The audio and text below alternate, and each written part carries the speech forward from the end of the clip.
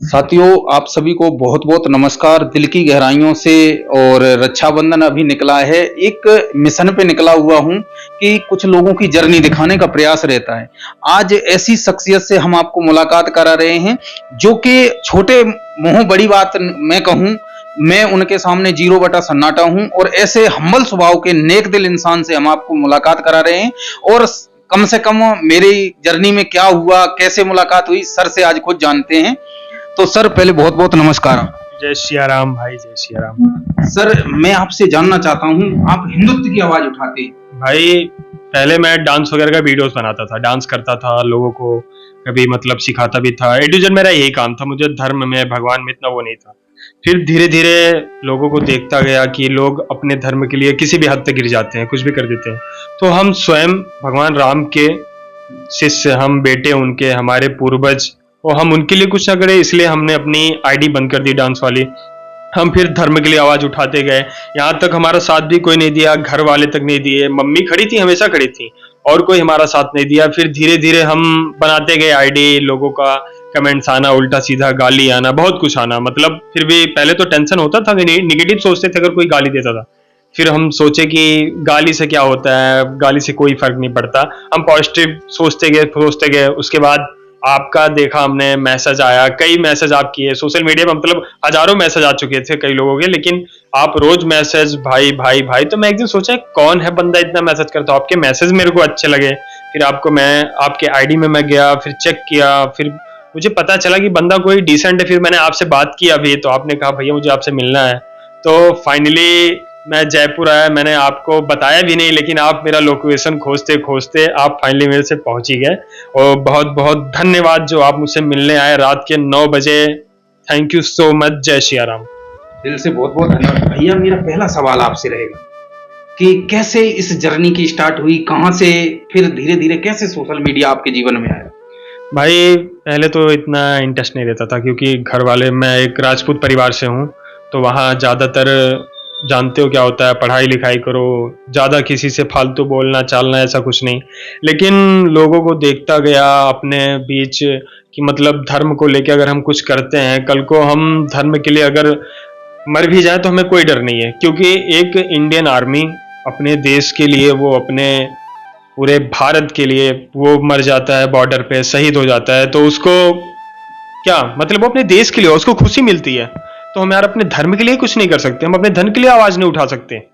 इसलिए मैं शुरू कर दिया सोशल मीडिया पे। आज सोशल मीडिया पे अच्छे खासे मेरे फॉलोअर्स भी हैं, व्यूज भी हैं, आपने देखा भी है, लोग पसंद भी करते हैं। भैया, अभी जहाँ से आप बिलोंग करते, क्योंकि लोग कल को सवाल हमारे से पूछेंगे, आपकी, मेरे को आपने मुलाकात बता दी, आपकी जर्नी जो है, जहाँ से स्टार्टअप रहा, कहाँ गांव है, कौन सी जगह से स्टार्टअप रहा, कहाँ है अभी मौजूद है।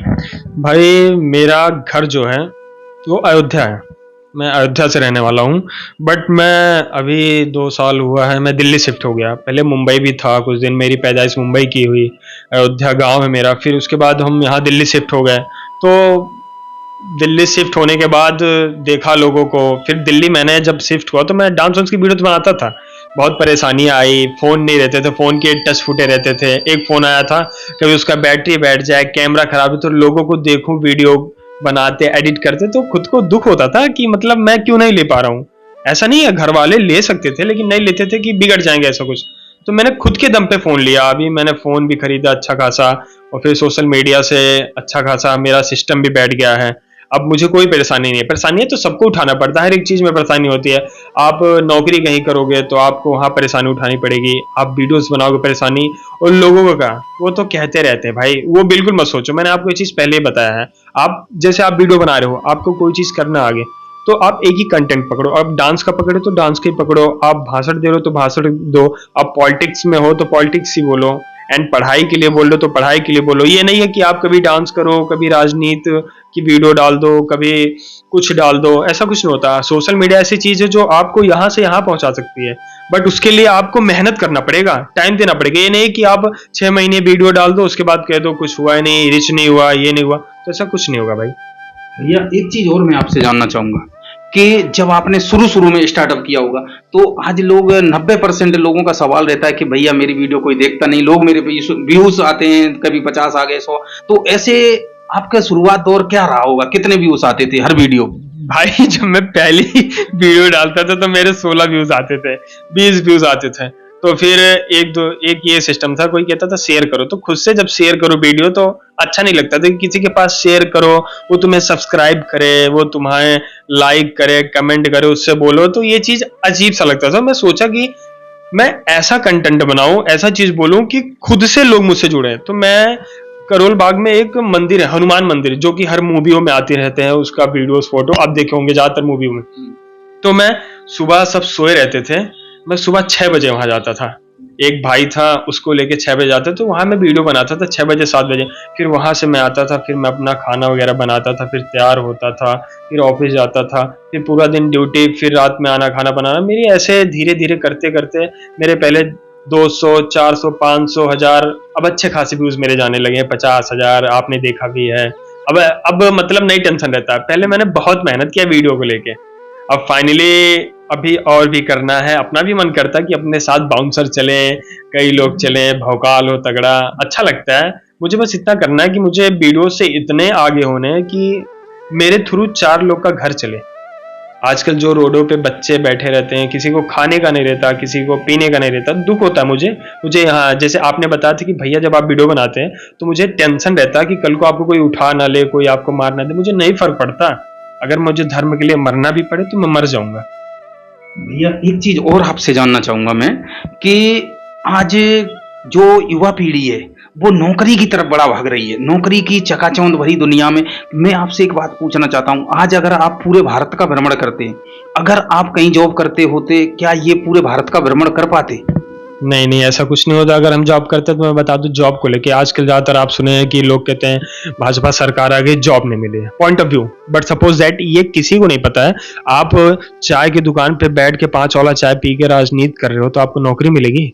और बच्चे नहीं है, वो पढ़ाई नहीं करते। अगर आप पढ़ाई करते हो तो आपको नौकरी फिक्स मिलेगी। अब मैं कह दूं कि मुझे नौकरी नहीं मिल रही है तो कोई कहेगा कि दिन भर सोशल मीडिया पे रहे तो तुम्हें नौकरी मिलेगी? नौकरी मिलने के लिए आपको सोशल मीडिया से दूर होना पड़ेगा, आपको पढ़ाई पे फोकस करना पड़ेगा। आपको ये नहीं है कि आप नौकरी के चक्कर में आके मुखर्जी नगर धरना दो, लड़कियों को लेके घूमो, सिगरेट पियो, घर वाले कैसे भेजते हैं, कैसे पैसा आता है, सबको पता है। कोई बचपन से अमीर नहीं होता, चाहे वो अंबानी हो, चाहे कोई रिच हो, चाहे कोई पुअर मैन हो, A to Z पर्सन, पहले सब गरीब होते हैं, लोग स्ट्रगल करते हैं। अब किसी के माँ बाप का दुख दर्द देख के बच्चे पढ़ते हैं, आगे बढ़ते हैं, देखते हैं, तब उन्हें नौकरी मिलती है। अब कोई सोचते हैं कि मैं ऐसे ही नौकरी पा जाऊंगा, तो नौकरी मिलना इतना आसान नहीं है, उसके लिए मेहनत करना पड़ेगा। हमारे भी बहुत रिलेटिव पढ़ते हैं, मेहनत करते हैं, आज नहीं तो 2 साल बाद मिलेगा नौकरी, लेकिन मिलेगा नौकरी क्योंकि वो कंटिन्यू पढ़ाई कर रहे हैं।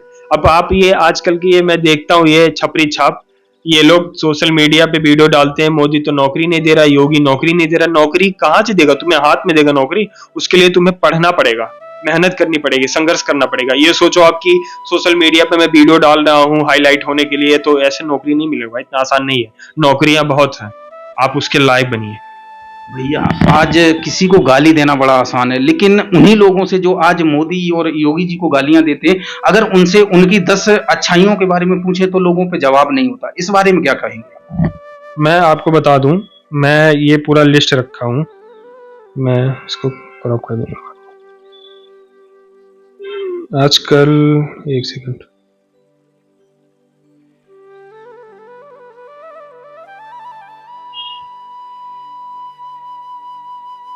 आप देखिए। मैं सब कहते हैं मोदी ने किया क्या 10 साल में, मैं आपको बता दूं मैंने कितने खोज कर रखे हैं। मोदी ने पहला चीज जो ज्यादातर लोगों को नहीं पसंद है, श्री राम मंदिर बनवाया। दूसरा, CAA लागू करवाया।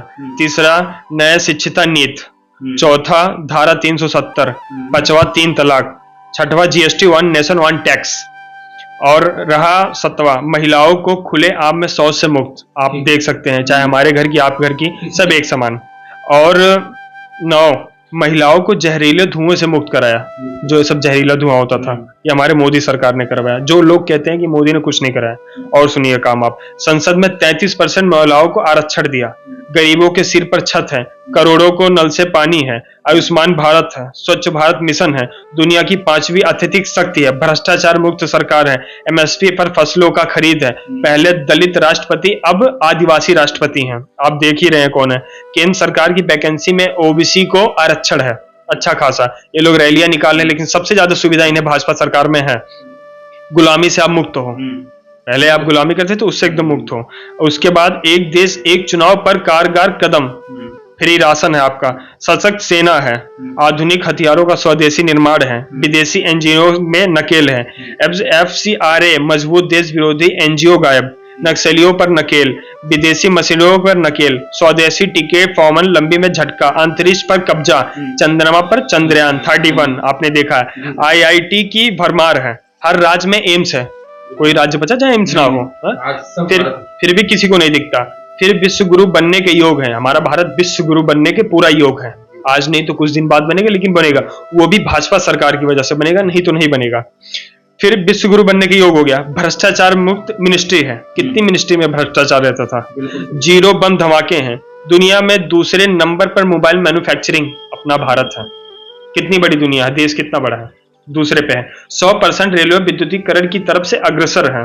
1 करोड़ और सौर ऊर्जा का वादा किया है, वो सबको मिलेगा। एक ही हाथ में सब होने होता है, चाहे हम आप घर का ही काम करते हैं, एक ही बैग हम घर बनवा लेते हैं, एक ही बैग सब करा लेते हैं, हम थोड़ा थोड़ा कोई काम कराते हैं ना। ये आप समझेंगे, हम समझेंगे, ये नहीं समझेंगे। ये क्या समझेंगे? ये नहीं समझेंगे। इन्हें अगर बोल दिए कि कल को यही कहते हैं कि भारत माता कौन है, आपने कुछ दिन पहले एक वीडियो देखी थी, भारत माता कौन है, ये संविधान ऐसे ऐसे करते फिरते हैं। हमारे अनुराग ठाकुर जी सही बात बोले थे, इनको पता नहीं है संविधान के बारे में, क्या लिखा क्या नहीं लिखा। और मैं बताता हूं, अभी सुनिए कितना काम है। मानव रहित रेल गेटों पर खात्मा हो गया। 12.1 किलोमीटर प्रतिदिन से 28.6 किलोमीटर सड़कों का निर्माण है। आप सड़क देख रहे हैं, पहले कैसा था। Semi high speed Vande Bharat ट्रेनों की संख्या 85 पहुंची, 400 करने का इरादा है। ट्रेन की पुरानी बोगियों को वंदे भारत जैसे बदलना, ये अपने भाजपा सरकार ने। हर जिले में मेडिकल कॉलेज, सभी धामों को हाईवे से जोड़ना, जितने धाम थे सब हाईवे से जुड़िए, अच्छा खासा धाम। सीमा पर स्थित सभी गांव को देश का पहले गांव में बदल उन्नत करना।